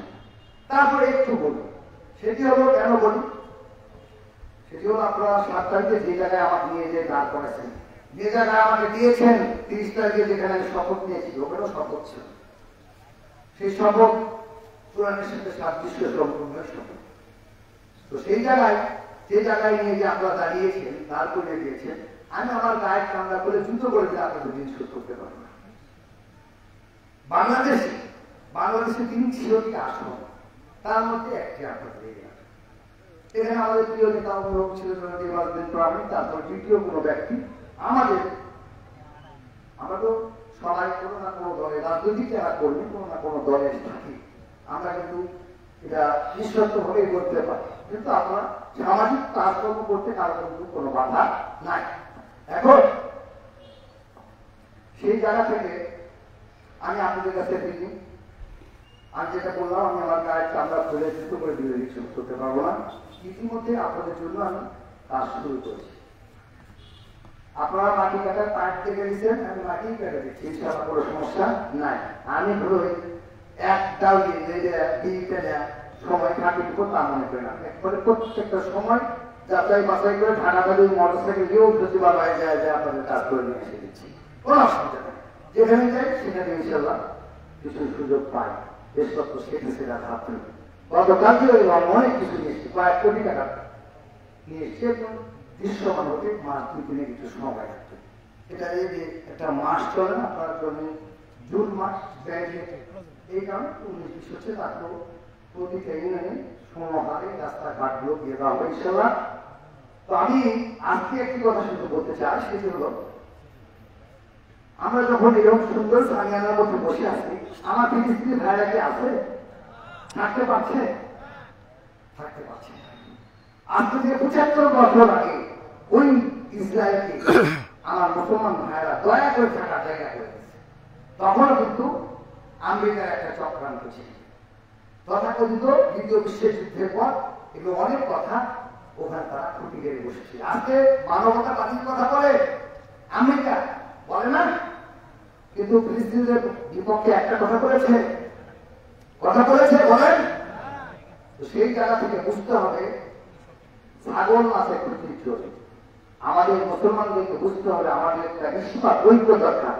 আজকে ফিলিস্তিনি যুদ্ধের আগে আমার মহানেত্রী ডক্টর শেখ হাসিনা বিদেশে যাওয়ার সময় বলেছে 75 বছর ধরে ফিলিস্তিনে আমার ভাইরা তাদের নিজ বাড়িতে পরবাসী, কাজেই তাদের একটা স্বাধীন আবাস গ্রহণ, তাদের একটা রাষ্ট্র দরকার। আজকে পৃথিবীতে এসে আমেরিকা সহ বিশ্বের সমস্ত বিশ্ববিদ্যালয়ে ফিলিস্তিনিদের পতাকা তোলা হচ্ছে। আজকে আমাদের ছাত্রলীগের ছেলেপেলেরাও পতাকা তুলেছে বিশ্ববিদ্যালয়ে, ফিলিস্তিনিদের পতাকা সমন্বিত। তারপর আমেরিকা সেখানে কামড়াকামড়ি করছে, তাদের ছেলেদেরকেও তারা নির্যাতন জুলুম করছে, গুম করছে, আর আমাদের এখানে মানবতা শেখায়। তো সঙ্গত কারণে আমাদের ধন বুঝতে হবে ভাইরা, আমরা আজকে একটা অরণ্য উচ্চতায় আল্লাহ আমাদেরকে নিয়ে গেছে। সম্প্রতি আপনারা জানেন পাকিস্তান বলেছে যে বর্তমানও আগে ইমরান তো বলেছে, বর্তমানও যিনি প্রধানমন্ত্রী তিনি বলেছে বাংলাদেশকে দেখলে আমাদের হিংসা। তার মানে ওরা অলরেডি কিন্তু আমাদের তলে পড়ে গেছে। তো সেই জায়গা থেকে আপনারা সবই জানেন পৃথিবীতে এখন হাতের মুঠো স্মার্টফোনে সারা পৃথিবী দেখতে পাওয়া যায়। তো যা হোক আজকে আমরা মুসলমানদের ঐক্য চাই, আর সঙ্গত কারণে আমাদের একটু বুদ্ধিমত্তা দিয়ে চলি। যে এক লাইন কথা বলে শেষ করি, আমি যদি ধারাবাহিকভাবে বলি, 1972 সালে দেশ স্বাধীন হওয়ার পর আমরা ছিলাম পাকিস্তানের মধ্যে, ঠিক না? বঙ্গবন্ধু গেলেন, আওয়ামী লীগ এবং দেশগত শেখ হাসিনা যেহেতু করছে আমি সেটা বলছেন, কারো বিরুদ্ধে বলতে চাই না। সেটি হল কি করলেন, ওআইসি সম্মেলনে যে তিনি প্রথম সৌদি বাদশাহের সঙ্গে দেখা করলেন। বঙ্গবন্ধুকে হত্যার পর 75 সালের হত্যার পর সৌদি সহ সমস্ত বিশ্ব মুসলিম উম্মারা কিন্তু আমাদেরকে স্বীকৃতি দিয়েছিল, পাকিস্তান সহ। তাহলে হজ করলে কি হবে, বঙ্গবন্ধু যখন হোটেল লবিতে দেখা করতে গেলেন তৎকালীন বাদশাহের সঙ্গে, তখন বাদশাহ বললেন কি চাই, তো বঙ্গবন্ধু বললেন ইওর এক্সেলেন্সি আমার কিছু চাই না, আমার দেশের 90% মুসলমান, তারা ধর্মপ্রাণ মুসলমান, তারা আপনি যেহেতু কাবা শরীফের দায়িত্বে আছে, সঙ্গে তো তারপরে আপনার অনুমতি চায়, তারা হজে আসতে চায়। তার আগে উনি ধার্মিক ঘরে বলেছিলেন, কিছু চাই না, আপনি কেন এসছেন? সারা পৃথিবীর মানুষ আমার কাছে চাই চাই চাই করতে আসে, আমি পৃথিবীর মধ্যে পরাক্রমশালী বাদশা, আর আপনি কিছু চান না তো কেন আসেন? বঙ্গবন্ধু গিয়েছিল কিন্তু সেই ধারাবাহিকতায় এই হজের অনুমতি। যাই হোক, এরপরে ইসলামিক ফাউন্ডেশন করলেন উনি, তাবলিগের ইস্তেমার আমার এই ভাইরা এখানে একটা আছেন, তাবলিগের দুই ইস্তেমার মধ্যেই তাদের সঙ্গে দেখা করেছি ইনশাআল্লাহ। এই জমিটাও কিন্তু বঙ্গবন্ধু দিয়েছিল। তারপরে মসজিদের উন্নয়নের কাজ করেছিলেন, বাদ দিন বঙ্গবন্ধু 75 না। তারপর দেশ তো শেখ হাসিনা 2008 সালে 19 ডিসেম্বর নির্বাচনের পর, আগের একটু কাগজ সেটা বাকি দিলাম।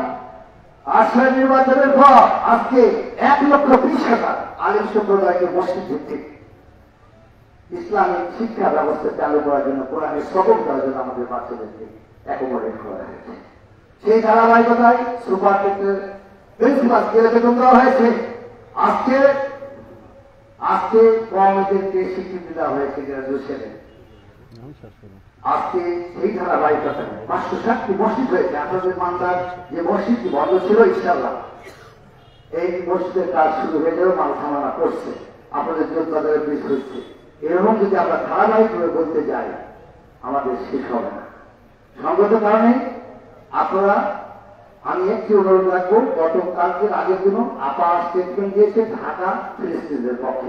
আমি তো বললাম আমাদের ছাত্রলীগের ছেলেমেয়েরা সমস্ত বিশ্ববিদ্যালয়ে ফিলিস্তিনের ভাগ রয়েছে। তো কাজে আমার মনে হচ্ছে এক্ষুনি আমাদের সবার এখানে অনেক জ্ঞানী গুণী মানুষ হচ্ছে, আলেম আছেন এবং অনেক দয়াবান লোক আছেন। একটু খাস দিলে আখের মনে কিন্তু দোয়া করবেন ওই ফিলিস্তিন ভাইদের উপর যে জুলুম নেমে এসছে, আসলে মা এবং শিশুদেরকে হত্যা করা হচ্ছে একটা জাতি দুশ্চিতির উপর করার হয়েছে, আজকে পর্যন্ত খরচ আছে। তাই আল্লাহ ছাড়া এখান থেকে আমাদের কেউ বাঁচতে পারবে না। পরিশেষে আপনারা সবাই ভালো থাকবেন। আজকে যে মাহফিলের ব্যবস্থাটা হয়েছে, এটা ফুলকানিয়া মাদ্রাসা অথবা হাফিজিয়া মাদ্রাসা, এই তিনখানা আছে।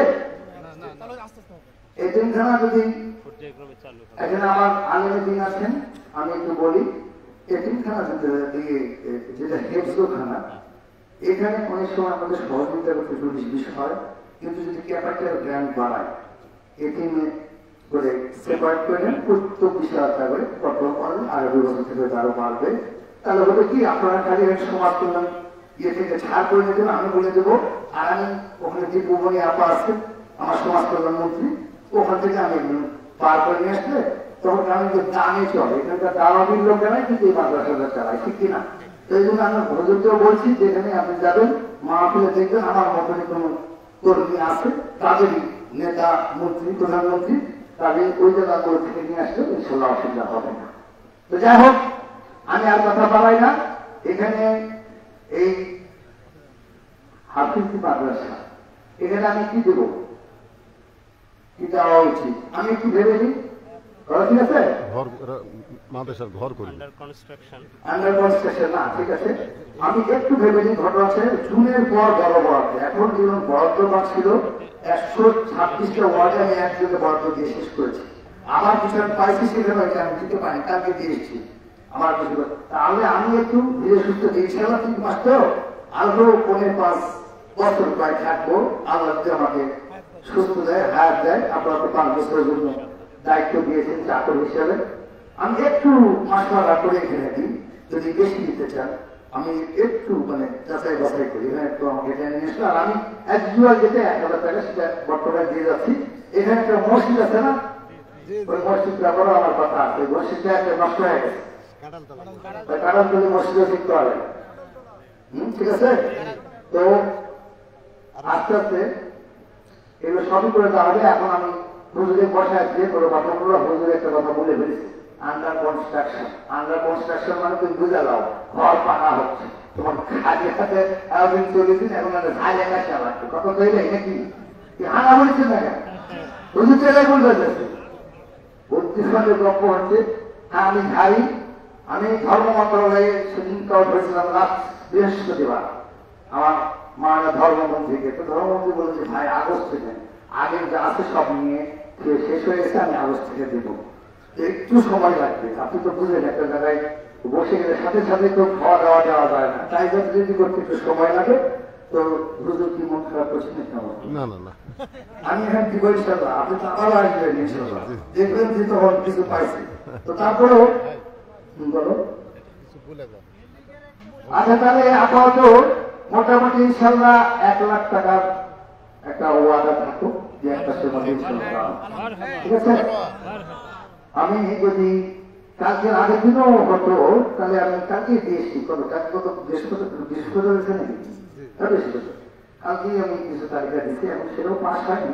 তো যাই হোক, আলহামদুলিল্লাহ আপনারা দোয়া রাখেন, আপনাদের ওয়াদা খেলাপ করেন জান্নাতে প্রবেশ করবে। আর আমি এসব ফাউল বলতে চাই না, ওই জন্য বাইরে গেলেও 1000 আর যেটা তারা বাড়ি দিয়ে দিচ্ছি ইনশাল্লাহ। এই জামালে না পারলে আর একটা বাড়ি দেবো ইনশাল্লাহ। জামালে আসতেই থাকবে, তাই চাই করেছে, তাই কিন্তু খাওয়ার দেওয়া পারবে না, দেখি না। তো যেহেতু আমরা 4.5 লক্ষ 5 লক্ষ জনগণ আমার প্রতি আশা জানি, আপনারা ভোট দিয়ে আমাকে যে জায়গায় পাঠাইতে বললাম তো কোথাও আর আসবে না। তো সেই জায়গা থেকে না পাওয়ারও কোনো কারণ নাই। তো পরিশেষে আপনাদের সবার সুসমৃদ্ধি সুস্থতা কামনা করে আলেম মহোদয় আমাদের আলহাজ প্রধান আলোচক নজরুল রশিদ সাহেবের কাছে বিনীতভাবে ক্ষমাতে আপনাদের জন্য দোয়া করে, আমার জন্য দোয়াকে, সর্ব মুসলমানদের জন্য দোয়া করে, দোয়াকে আমি আমার কথা শেষ করছি। মানবিক মানুষ হিসেবে সবার এই বিশ্বের সকল জায়গায় যেন আমরা সুখ শান্তিতে সবাই মিলে চলতে পারি, এই প্রত্যাশা রেখে আমি আমার কথা শেষ করছি। আসসালামু আলাইকুম ওয়া রাহমাতুল্লাহি ওয়া বারাকাতুহু।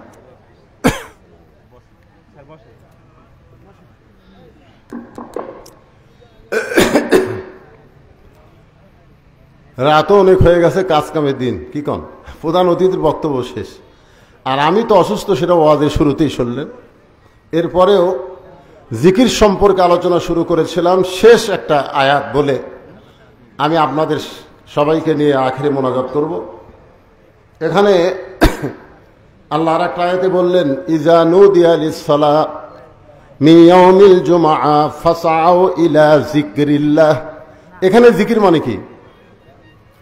এই জিকির নিয়েই কিন্তু কথা শুরু হচ্ছে। সেই জিকির থেকে আল্লাহর কোরআনকে আপনার জিকির স্বীকার করলেন, আর সেই কোরআনের আলোচনা করতে আজকের মাহফিলের প্রধান অতিথি সাহেব মঞ্চে এসে গেলেন। আমি তাকে নিয়ে সভাপতি সাহেব আমাকে বলতেছে, হুজুর আমি একটু যাবার চাই। বললাম, না আপনি যাইন না, আমি কিছুক্ষণের মধ্যেই মাহফিলের এই ভাঙ্গা মাহফিল আর চাঙ্গা করা যাবে না, আমরা সকলেই মোনাজাতে শামিল হব। সকলে ইস্তেগফার পড়ে, আস্তাগফিরুল্লাহাল্লাযী লা ইলাহা ইল্লা হুয়াল হাইয়ুল কাইয়্যুম ওয়া আতুবু ইলাইহি। আল্লাহুম্মা আমিন। আল্লাহুম্মা আনতাস সালাম ওয়া মিনকাস সালাম, তাবারাকতা ইয়া যাল জালালি ওয়াল ইকরাম। আয় আল্লাহ তাআলা, তোমার নবীর এতিমঘর হাফেজি মাদ্রাসাকে লক্ষ্য করে আজকের এই জান্নাতের বাগান সাজাইছিল আল্লাহ। কঠিন গরমের ভিতরে তোমার হাজারো বান্দা বান্দে আজকের মাহফিল উপস্থিত হয়েছিল আল্লাহ। আজকের এই মাহফিলকে আমাদের সকলের হেদায়েতের জন্য, নাজাতের জন্য, জান্নাতের জন্য কবুল করেন। এই মাহফিলের শুরু থেকে শেষ পর্যন্ত যত আলোচনা হয়েছে আল্লাহ, যদি কোনো ভুল হয় মাফ করে দেন, জাহাদিয়া মঞ্জুর করেন। সোনার মদিনায় নবী পাকের রওজা মোবারকে আল্লাহ কবুল করে নেন। तमाम আম্বিয়ায়ে কেরাম, আসহাবে কেরাম, তাবিনে কেরাম, तमाम পৃথিবীর মাটির নিচে যত মুমিন মুমিনা শুয়ে আছে আল্লাহ, সকলের আরওয়াহ আর হাদিয়া কবুল করেন। আমরা যারা হাত তুলেছি, আমাদের জনম দুঃখনী মা বাবা যাদের কবরে চলে গেছে আল্লাহ, মা বাবার কবরকে জান্নাতের টুকরা বানিয়ে দিন। আমাদের বাপ মা যাদের জীবিত আছে আল্লাহ এই নিয়ামতের হায়াত বাড়ায়া দেন। আল্লাহ আমি অসুস্থ, আমার মতো যারা অসুস্থ হাত তুলেছে আল্লাহ সুস্থতার নিয়ামত দান করেন। ফিলিস্তিনের মুসলমানকে আল্লাহ আপনি বিজয় দেন। ফিলিস্তিনের মুসলমান নিজের জন্য যুদ্ধ করে না, তোমার বাইতুল মুকাদ্দাসকে রক্ষা করার জন্য যুদ্ধ করে। আল্লাহ বাইতুল্লাহ তুমি আবাবিল পাখি দিয়া আব্রাহা বাদশাকে ধ্বংস করে দিলে, তোমারই বাইতুল মুকাদ্দাসকে হেফাজত করার জন্য আল্লাহ তুমি মুসলমানদেরকে বিজয়, ফিলিস্তিন মুসলমানদের হেফাজত করো। যারা জীবন দিয়েছে তাদেরকে শাহাদতের মর্যাদা দান করো। যারা আহত অবস্থায় আছে হাসপাতালে তাদেরকে সুস্থতার নিয়ামত দিয়ে দাও। আল্লাহ আজকের মাহফিলের সম্মানিত সভাপতিকে আল্লাহ তুমি কবুল করো। আজকের মাহফিলের সম্মানিত প্রধান অতিথি আল্লাহ, এর আগে আমি মান্দায় অনেক মাহফিল দেখে করেছি, তাকে তখন এরকম নেতার আসনে দেখি নাই। আজকে তিনি নেতার আসনে বসে জনগণের চাকর হিসাবে নিজকে প্রমাণ করতেছেন। আল্লাহ আমার ভাইকে শারীরিক সুস্থতা দান করবেন। যেমন নেতৃত্ব দিলে আল্লাহ খুশি হবে, রাসূল খুশি হবে, জনগণ কলিজায় শান্তি পাবে, এমন নেতাগিরি করার তৌফিক আমার ভাইকে দান করে দেন।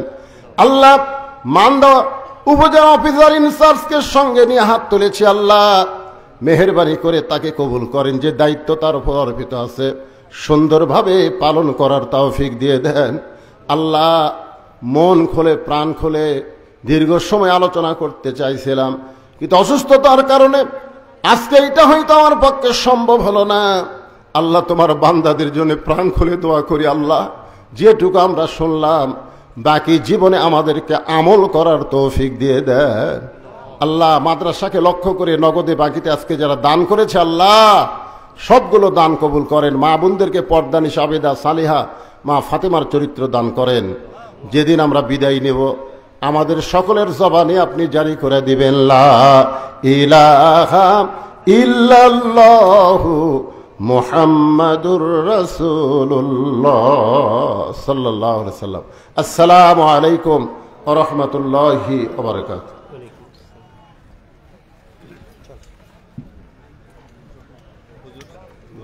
আপনার দেশের বাড়ি নাটোর।